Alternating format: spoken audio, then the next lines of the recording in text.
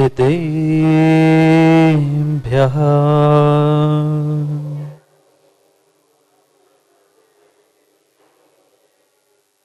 श्रीमन्तरं गम्भीर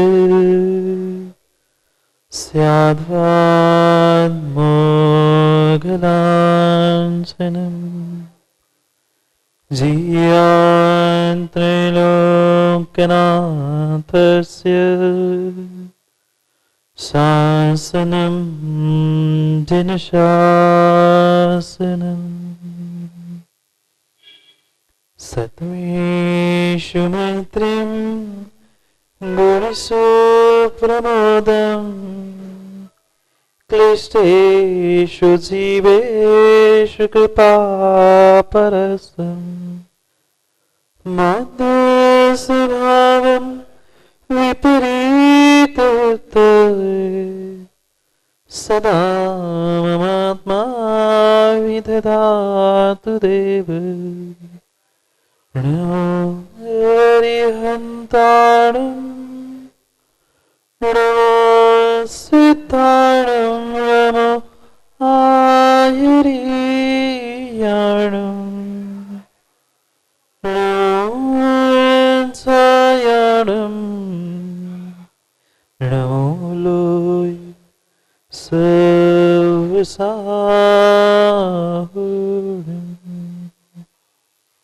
अनंत अनंत परम सिद्ध भगवान की 1008 श्री आदिनाथ भगवान के परम पूज्य आचार्य भगवान अमित गति स्वामी के परम पूज्य आचार्य भगवान गुरुवर विशुद्ध सागर जी महाराज के सनातन जैन धर्म की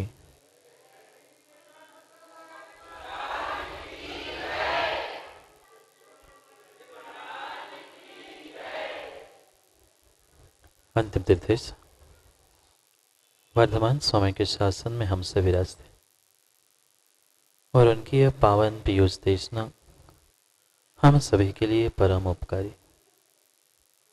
अनादिकाल से हमारी आत्मा में जो जन्म जरा और मृत्यु रूपी रोग लगे, उन रोगों का उपशमन करने वाली कोई परम औषधि है तो वह एकमात्र यह जिनवाणी।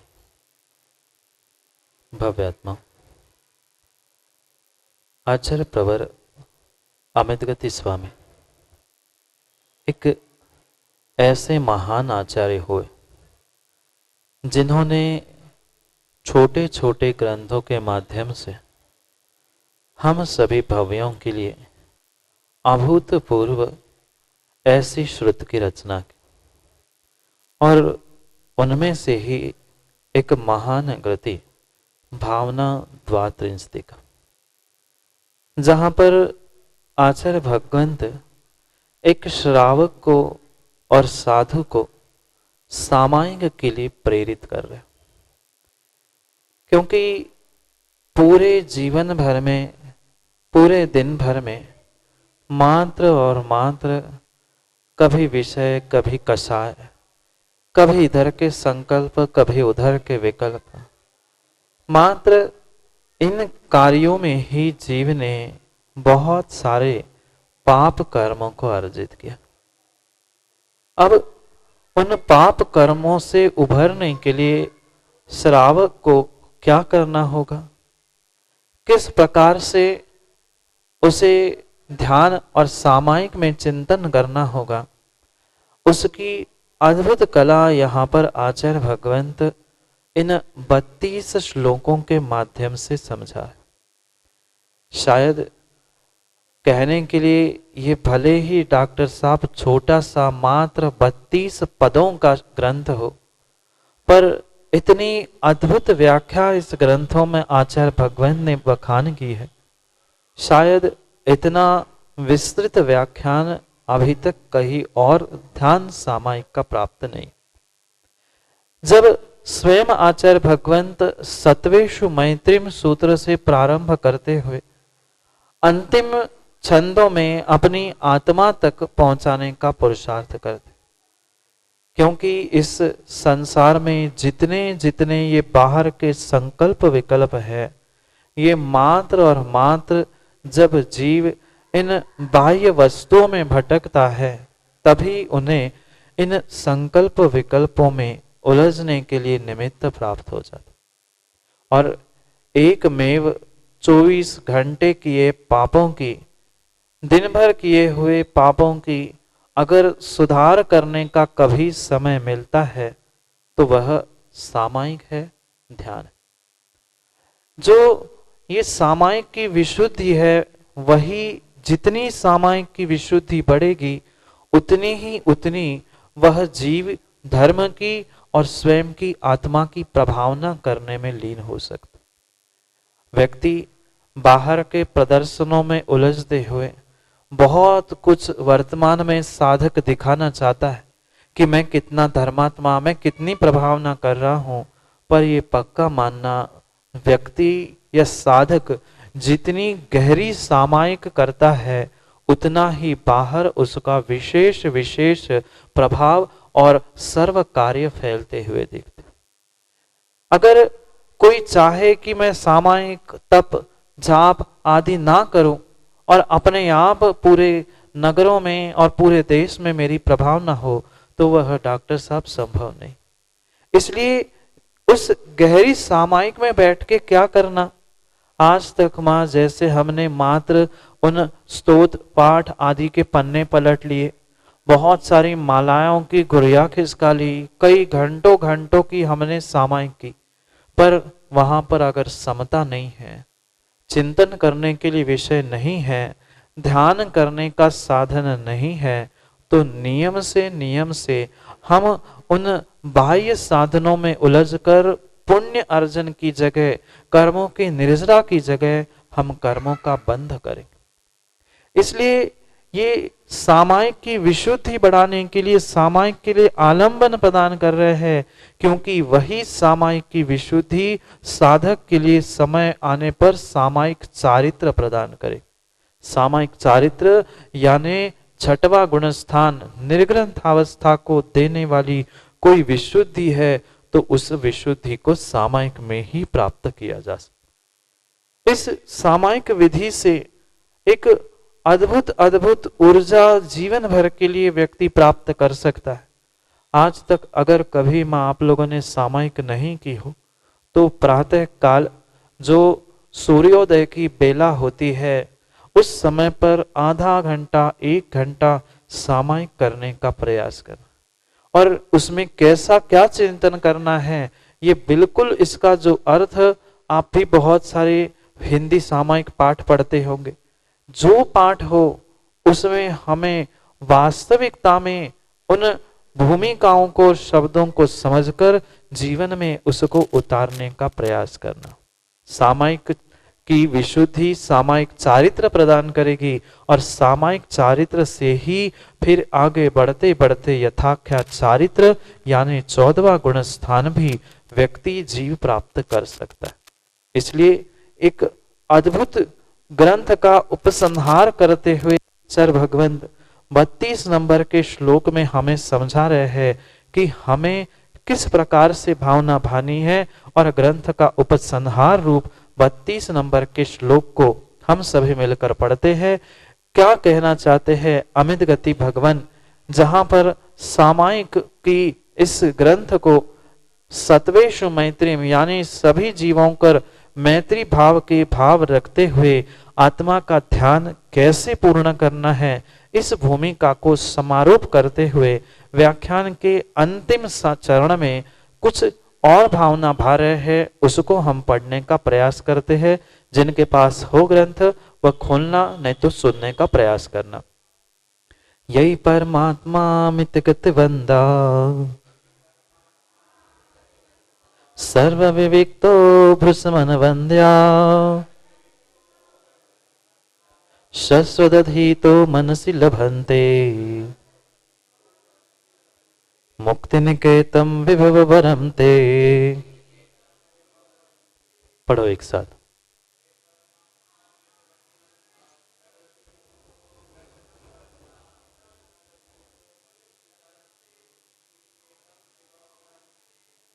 यही परमात्मा अमित गतवंदा। कौन से परमात्मा? ऐसे परमात्मा जिन्होंने अपरिमित यानी असीम ज्ञान यानी केवल ज्ञान को प्रकट किया है। ऐसे परमात्मा, कोई सामान्य नहीं, जिन्होंने असीम असीम असीम अखंड ज्ञान को प्राप्त किया। ऐसे परमात्मा को वंदन करते हुए, ऐसे परमात्मा जो हमारे लिए वंदनीय है, और वो क्या करेंगे? सर्व विवेक, तो जो सर्व कर्मों से रहित हो चुके हैं और जिनकी भक्ति, जिनकी स्तुति वंदना करने से मेरे भी कर्मों का क्षय होना है, ऐसे परमात्मा के चरणों में भावना भार। क्योंकि ये पक्का है, जिसके पास माँ जो होता है वह वही देता है। अगर कितना भी प्रयास करना, चिरगांव के किसी सब्जी मंडी में जाकर माँ कभी सोना मिल सकता है? चिरगांव में तो मिल जाएगा? नहीं मिलेगा। किसी भी कुंजड़े के पास जाने पर तुम्हें वहां टमाटर सब्जी उसके ही भाव मिल सकते हैं, वही सामग्री मिलेगी। सोना चांदी तो सराफे की दुकान में ही मिले। ऐसी हमें अगर शाश्वत सुख चाहिए, कर्मों की निर्जरा चाहिए, तो जिन्होंने शाश्वत सुख प्राप्त किया है, जिन्होंने कर्मों की निर्जरा करके भगवत्ता प्रकट की है, ऐसे ही प्रभु के पास हमें पहुंचना होगा, अन्यथा वह हमें मिलने वाला नहीं। इसलिए प्रभु की, परमात्मा की स्तुति करते करते आचार्य भगवंत ये भावना भा रहे हैं, जैसे ये परमात्मा कर्मों का नाश करके भगवान बने हैं, हमें भी कर्मों का नाश करके भगवान बनना है। तो इस सामायिक पाठ का और सामायिक का आलंबन लेना आवश्यक, अन्यथा हम इस सामायिक में लीन हो ही नहीं सकते, और सामायिक नहीं हुई, समता परिणाम नहीं आए, तो हम भी भगवत्ता को प्रकट नहीं कर सकते। इसलिए पुनः पुनः पुनः वही बात कह रहे हैं, अत्यंत निर्दोष, ऐसे सर्व कर्म से रहित, जो अप्रमित यानी असीम केवल ज्ञान से युक्त है, ऐसे जो अनेकानेक पुरुष, अनेकानेक त्रियंश, ऐसे सभी जीवों से जो वंदनीय है, पूजनीय है, ऐसे परमात्मा को अगर आप निरंतर अपने आत्मा में, चिंतन में, ध्यान में लीन होकर उनको ग्रहण करेंगे, तो नियम से आप भी मुक्ति लक्ष्मी को प्राप्त करेंगे। मुक्ति निकेतम विभव वरमते।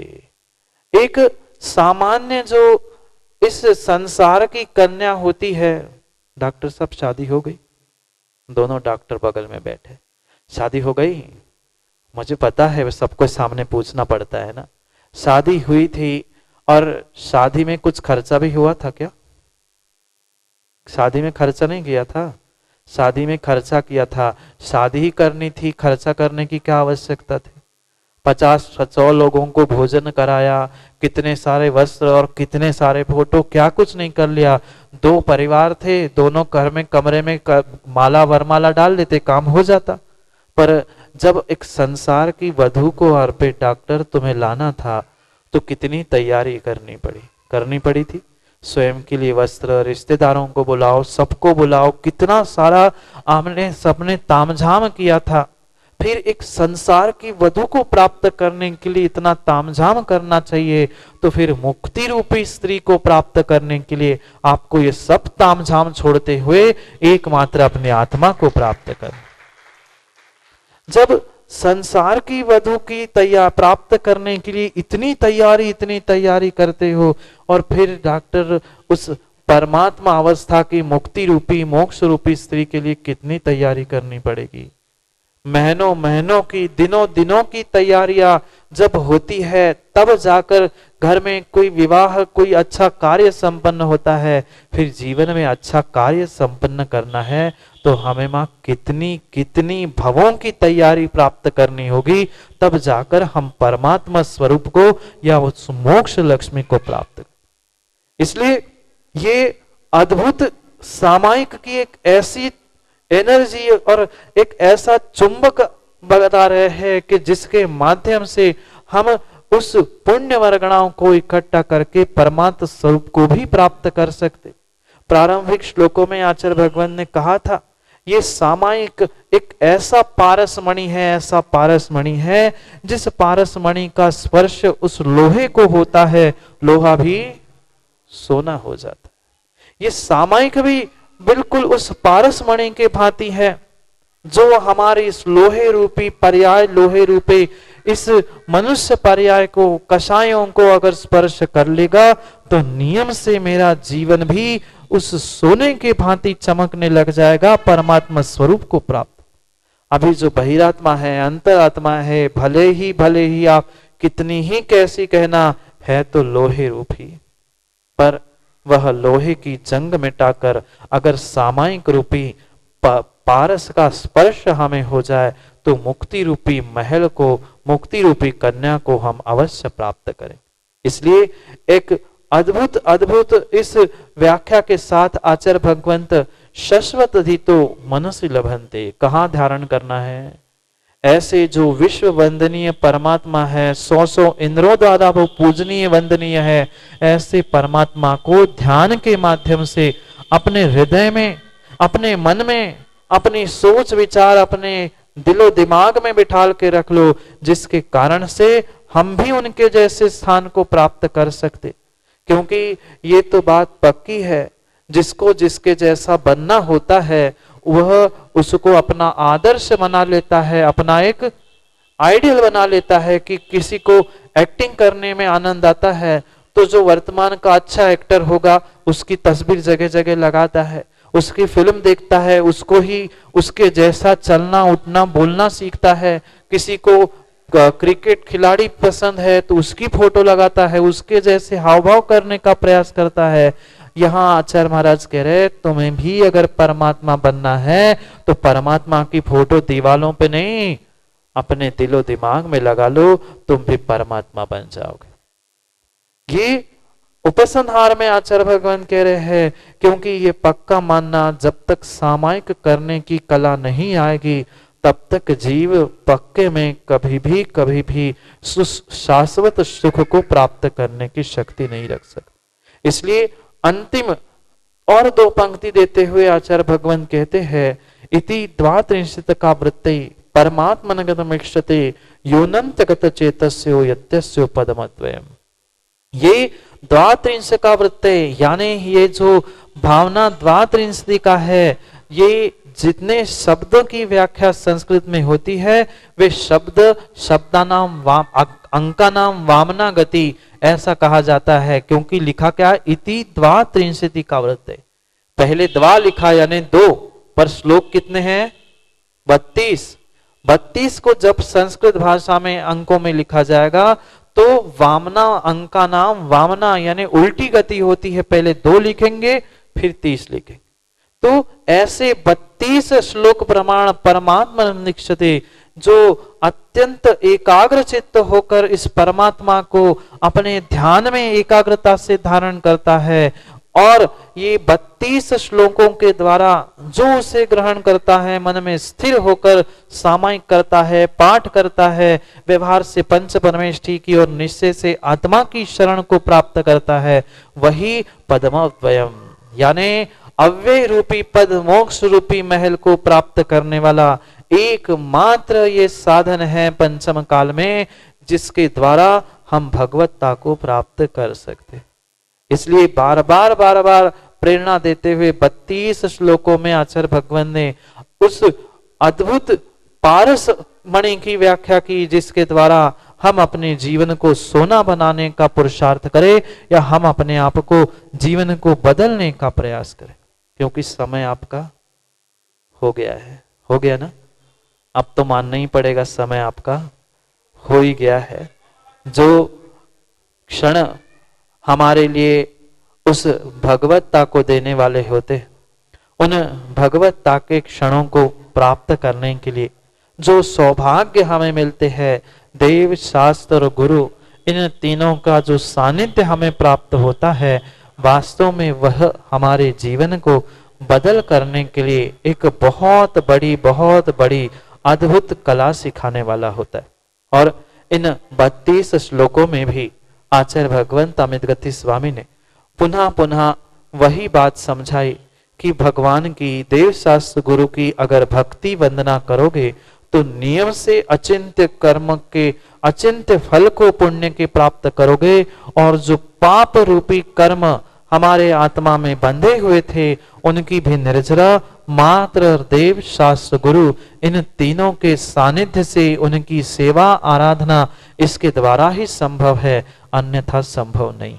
इसलिए ये 32 जो श्लोक बताए हैं उसके पीछे भी गणित है, क्योंकि आगम में जितना जितना आचार्यों ने व्याख्यान किया है वह सहेतुक कुछ ना कुछ कारण लेके, क्योंकि देखना प्रारंभ जिस भावना से किया था, आपने मेरी भावना भी सुनी ना मां, मैत्री भाव हो, मैत्री भाव हो सब जीवों से, आगे भूल गए इतनी जल्दी।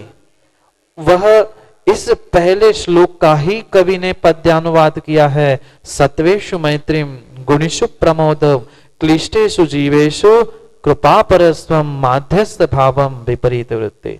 ये 4 सूत्र प्रारंभ में पहले श्लोक में आचार्य महाराज ने दिए, मैत्री, प्रमोद, कारुण्य और माध्यस्थ, इन 4 भावनाओं को अगर सिद्धों के 8 गुणों के साथ हम अगर गुणा कर लेंगे तो 4 गुणा 8, गणित नहीं आता, 4 गुणा 8 32 हो जाते हैं। 8 कर्मों को जीतना है तो 4 भावनाओं की जरूरत है, 8 सिद्धों के गुणों को प्राप्त करना है तो आचार्य महाराज कह रहे इन 4 भावनाओं की आवश्यकता है। इसलिए 4 गुणा 8 करके इन 32 श्लोकों का अगर जीवन में किसी ने आलंबन लिया तो नियम से वह अपने जीवन में उत्थान को प्राप्त होके अपने जीवन को बदलने के लिए निमित्त बन सकता है। अन्य शायद कोई जीव ऐसा नहीं होगा जिसने सामायिक के अभाव में परमात्मा पद को प्राप्त कर लिया। इसलिए जो जो अपने भीतर उस परमात्मा को ध्यान में, चिंतन में, सामायिक में प्राप्त करते हैं, वे ही जीव भविष्य में हमारे लिए परमात्मा बने हुए दिखते हैं। भले ही उस पर्याय में डॉक्टर साहब स्वयंभू बनकर तीर्थंकर किसी बाकी परमेश्वरी को नमस्कार नहीं करते सिद्धों के अलावा, पर यह भी पक्का है पिछली पर्याय में 16 कारण भावना भाते भाते उन्होंने केवली और शुद्ध केवली का पादमूल प्राप्त किया था, तभी जाकर उन्हें वह उत्कृष्ट तीर्थंकर प्रकृति का बंध हुआ था। हमें भी उस तीर्थंकर प्रकृति का बंध हो, सच्चे देव शास्त्र गुरु ऐसी उनकी सतत सतत आराधना और भक्ति सेवा करने का हमें सतत मौका मिलता रहे। इन्हीं भावनाओं से हम समय को यही विराम लेते।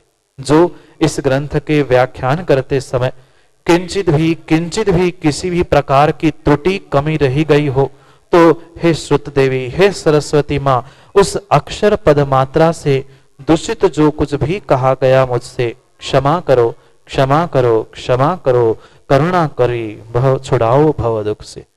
इस समाधि की भावना लिए हुए इस सामायिक पाठ में अगर उसका व्याख्यान करते समय मेरे अल्पधि के द्वारा किंचित भी कोई भी त्रुटि कुछ कम अधिक हो गया हो तो हे जिनवाणी मां, हमें उस कार्य के लिए, हमारी उस त्रुटि के लिए, हमारी उस गलती के लिए क्षमा करें।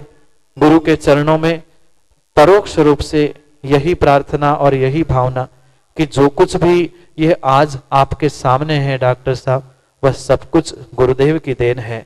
जो कुछ भी आपको अच्छा लगा वह सब गुरु ने दिया था, और जो कुछ भी इसमें त्रुटि थी वह व्यक्तिगत मेरी थी, क्योंकि मैं भी छदमस्त हूं और छदमस्त के सूक्ष्म ज्ञान में किंचित कदाचित बाबा दोष हो सकता है। इसलिए जो भी गलती वह श्रुत की आराधना पढ़ते पढ़ाते समय अगर हुई हो तो सरस्वती देवी, आप पूर्वाचार्य और गुरुदेव सबके चरणों में परोक्ष रूप से यही से नमोस्तु निवेदित करते हुए क्षमा याचना करते हैं कि हे प्रभु, हे भगवान, हे जिनवाणी मां, मैं भी एक क्षयोक्षमी ज्ञान से युक्त छोटा सा अल्पध ही हूं और उससे गलतियां होना स्वाभाविक है। किसी भी प्रकार से अगर आपके व्याख्यान में, आपकी देव शास्त्र गुरु की आराधना में किंचित भी त्रुटि रही हो तो वह हमारे लिए क्षम्य है, क्षमा प्रार्थी है। और पुनः चिरगांव का क्या करें, एक वह भी बात थी जब वाचनामा पिछले साल प्रारंभ की थी और गुरुदेव जाते समय भी यहाँ आशीष दे के गए थे। वे तो अल्लू भाई पहुंच रहे हैं शिखर जी, हम भले ही शिखर जी नहीं पहुंच पाए, पर जो मिनी शिखर जी पारसनाथ और चंद्र प्रभु की टूक जो चिरगांव की ये मिनी शिखर जी थी, उसके दर्शन करने के लिए ही सही 40 किलोमीटर उल्टा आना पड़ा। पर कोई बात नहीं, पर कोई बात नहीं, वह भव्यों के पुण्य के उदय से तीर्थंकर का जब विहार होता है माँ, फिर तो हम पंचम काल के मुनि और उनको तो स्वाभाविक आना ही था। बहुत अच्छा, बहुत अच्छा जो देव शास्त्र गुरु के प्रति आप सभी का समर्पण है, ऐसा ही समर्पण नित्य हमेशा बना रहे। इसी भावना के साथ समय को समय पर यही विराम लेते हैं और सबके लिए बारंबार यही आशीष है कि ऐसे ही प्रत्येक समय देव शास्त्र गुरु के लिए समर्पित रहना, सबकी सेवा करते रहना। इसी आशीष के साथ समय को समय पर विराम लेते हैं, क्योंकि समय पे किया गया काम समय को दिलाता है। बोली भगवान महावीर स्वामी की।